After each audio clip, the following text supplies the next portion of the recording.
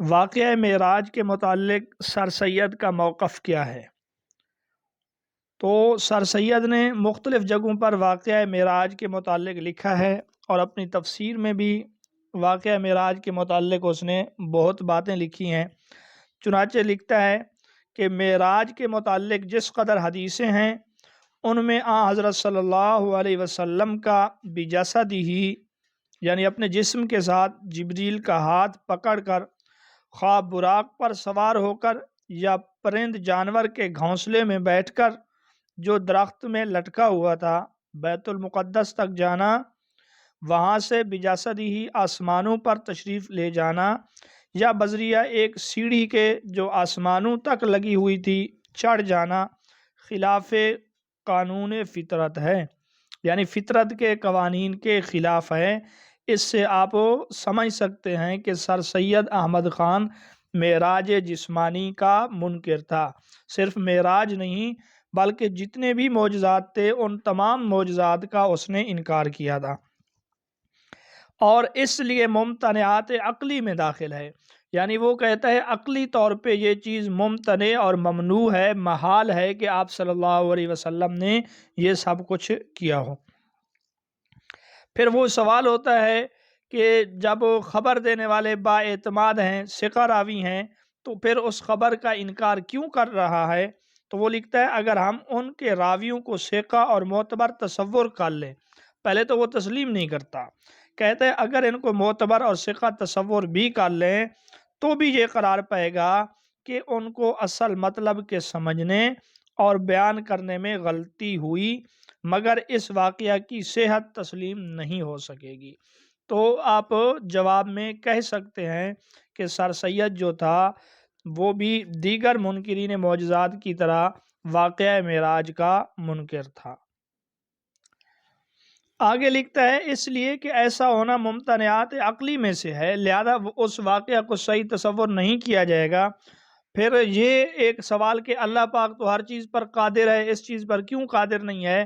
اس کا جواب وہ جو لکھتا ہے یہ کہہ دینا کہ خدا میں سب قدرت ہے، اس نے ایسا ہی کر دیا ہوگا۔ کہتا ہے جہال اور ناسمجھ بلکہ مرفوع القلم لوگوں کا کام ہے، یعنی ایسا کہنے والوں کو اس نے جاہل بھی سمجھا ہے، ناسمجھ بھی کہا ہے، پھر کہا ہے مرفوع القلم ہے، یعنی ان کو وہ تو مکلف ہی نہیں ہے، ان میں عقل نام کی کوئی چیز ہی نہیں ہے۔ نہ کہ ان کا جو دل سے اسلام پر یقین رکھتے ہیں اور دوسروں کو اس مقام پر یقین دلانا اور اعلاء کلمت اللہ چاہتے ہیں۔ الغرض یہ کہتا ہے جو اسلام پر دل سے یقین رکھتے ہیں اور اعلاء کلمت اللہ چاہتے ہیں، اللہ کے کلمے کو بلند کرنا چاہتے ہیں، وہ نعوذ باللہ سر سید کی طرح معراج کو مانیں گے۔ تو یہ سر سید کہہ رہا ہے، ٹھیک ہے۔ اگلا سوال یہ ہے کہ انما الاعمال بالنیات کس کتاب کی حدیث ہے؟ تو یہ بخاری شریف کی حدیث ہے۔ قطع ید کے متعلق فقہائے کرام کا اختلاف بیان کریں، یعنی چور کا جب ہاتھ کاٹا جائے گا کب کاٹا جائے گا، اس کے متعلق فقہا کا اختلاف یہ ہے۔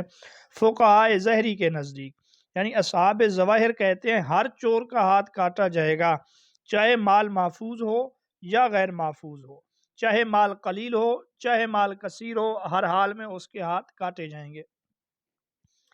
امام ابو حنیفہ رحمۃ اللہ علیہ کے نزدیک قطع ید یعنی ہاتھ کاٹنے کا جو نصاب ہے وہ کم از کم 10 درہم ہے۔ امام مالک، امام احمد بن حنبل اور امام شافعی رحمۃ اللہ علیہ کے نزدیک ربع دینار یعنی چوتھائی دینار سے کم مالیت کی چوری پر ہاتھ نہیں کاٹا جائے گا۔ اور پھر ہمارے احناف اور دیگر ائمہ یہ فرماتے ہیں کہ وہ مال محفوظ ہو، یعنی مال کسی محفوظ جگہ پر ہو۔ اگر وہ مال محفوظ جگہ پر نہ ہو، اگر ایسے مال کو چوری کر لے تو اس کو سزا تو دی جائے گی لیکن اس کا ہاتھ نہیں کاٹا جائے گا۔ شکاری جانور کے متعلق جو احکامات ہیں وہ یہ ہیں کہ وہ جانور جو ہے تربیت یافتہ ہو، شکار کی طرف جانور کو شکاری بندہ خود چھوڑے، جانور کو واپس بلانے پہ وہ جانور واپس آ جائے، چھوڑتے وقت تسمیہ پڑھ کر چھوڑے، وہ شکار کرنے کے بعد شکار کو مالک کے لیے روک کر رکھے۔ امام ابو حنیفہ فرماتے ہیں کہ وہ اس شکار کو زخمی بھی کرے اور پھر اس شکاری کتے کے ساتھ کسی مجوسی یا کافر کا کتا شکار میں شامل نہ ہو۔ ایک سوال یہ تھا کہ ید اللہ سے کیا مراد ہے؟ اس کا لفظی معنی تو اللہ کا ہاتھ ہے، اور اس سے مراد اللہ تعالیٰ کی قدرت کاملہ ہے۔ ایک اور سوال یہ تھا کہ پانچویں انجیل کون سی ہے؟ تو پانچویں انجیل کا نام ہے انجیل برناباس۔ غریب اور ضعیف میں فرق بتائیں۔ غریب اس حدیث کو کہتے ہیں جس کے سلسلہ سند میں کہیں ایک راوی ہو، یعنی کسی جگہ پہ طبقہ اولا دوم سوم کسی جگہ پہ ایک راوی رہ گیا ہو تو ایسی حدیث کو حدیث غریب کہتے ہیں۔ جبکہ ضعیف اس حدیث کو کہتے ہیں جس میں صحیح اور حسن کی شرائط موجود نہ ہوں۔ خلاصہ کلام کا یہ ہوگا، غریب حدیث یہ مقبول میں شامل ہے، جبکہ ضعیف مردود کی قسم ہے، غیر مقبول کی قسم ہے۔ تو یہ ان دونوں میں فرق ہے۔ آج کا ہمارا آخری سوال یہ ہے، قرآن مجید میں ترغیب و ترہیب کے لیے کیا اصول بیان ہوئے؟ تو قرآن مجید میں ایک اصول تو یہ بیان ہوا کہ دین میں زبردستی نہیں ہے، لا اکراہ فی الدین۔ قرآن مجید نے حکمت اور موعظت حسنہ اور مجادلہ بالاحسن کا حکم دیا ہے۔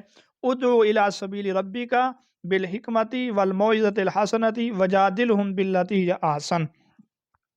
قرآن مجید نے یہ اصول بھی دیا ہے کہ ادفع باللتی ہی احسن فاذا الذی بینک وبینہ عداوۃ کانہ ولی حمیم، کہ اچھے طریقے سے احسن طریقے سے دفاع کرو، جواب دو، تو جو آپ کا دشمن ہوگا تو وہ ایسا ہو جائے گا گویا کہ آپ آپس میں دوست ہیں۔ قرآن مجید میں انسان کی موت و فنا کا تذکرہ بھی ہے، موت کے وقت پیش آمدہ عذاب و آفات کا بھی، قبر و حشر، حساب و میزان، پل صراط اور جنت و جہنم کا بھی۔ کہیں تبشیر مقصود ہے، کہیں انذار۔ کس مقام پر ترغیب کا اصول ہے اور کسی مقام پر ترہیب کا، کسی مقام پر ترغیب کا اصول ہے اور کسی مقام پر ترہیب کا۔ ایک طرف قرآن مجید آخرت کی قدر و قیمت جتاتا ہے تو دوسری طرف دنیا کی حقارت و دنات بھی واضح کرتا ہے۔ قرآن مجید نے جہاں مشرکین اور کفار کا تذکرہ کیا، وہاں مومنین کے صفات کا تذکرہ بھی کیا۔ قرآن مجید نے جہاں جہنم سے ڈرایا ہے تو اس کے ساتھ ہی جنت کی خوشخبریاں اور بشارتیں بھی دی ہیں۔ تو قرآن مجید نے دونوں پہلو کو مد نظر رکھا ہے، ترغیب و ترہیب کے اصول میں، فضائل سے بھی اور اس کے ساتھ وعید سے بھی، وعد کا تذکرہ بھی ہے، وعید کا تذکرہ بھی ہے۔ تو یہ ہے قرآن مجید کا اصول اور اسلوب کہ قرآن مجید جہاں جنتیوں کا ذکر کرتا ہے وہاں جہنمیوں کا ذکر بھی کرتا ہے، جہاں جنت کی نعمتوں کا تذکرہ کرتا ہے تو وہاں جہنم کی ہولناکیوں کو بھی بیان کرتا ہے۔